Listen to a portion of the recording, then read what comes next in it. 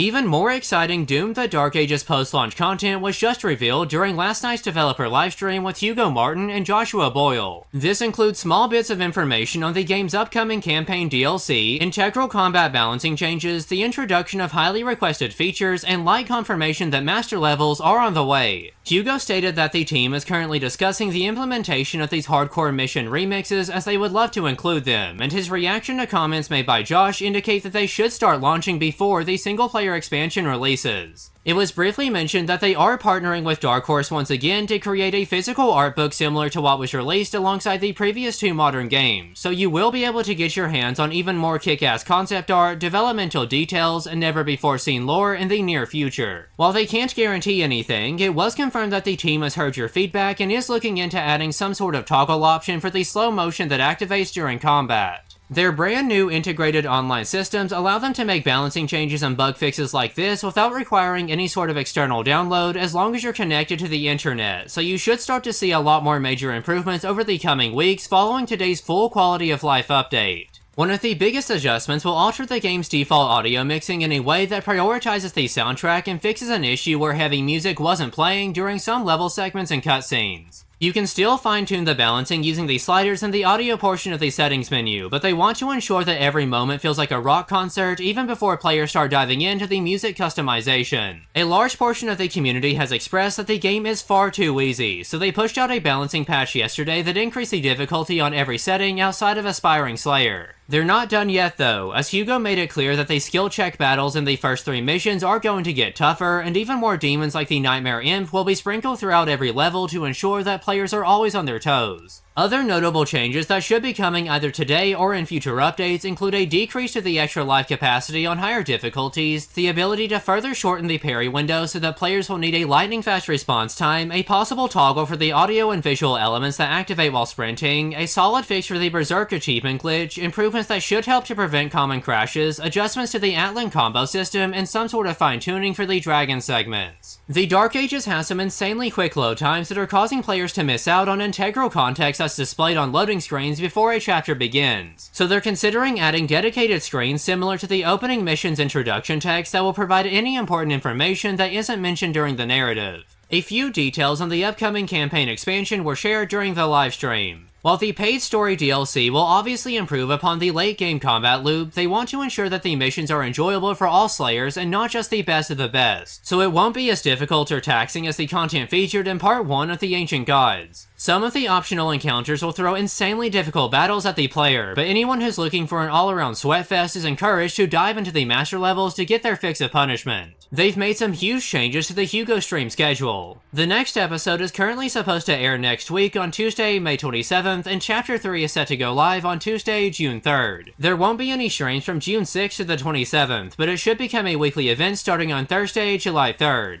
A ton of new Doomslayer skins were just released, and even more will be revealed in the very near future. Click on the video that's on screen now to learn how to get them. Thank you all so much for watching today's video, I hope you enjoyed it. That's pretty much all that I have for now, though. Until next time.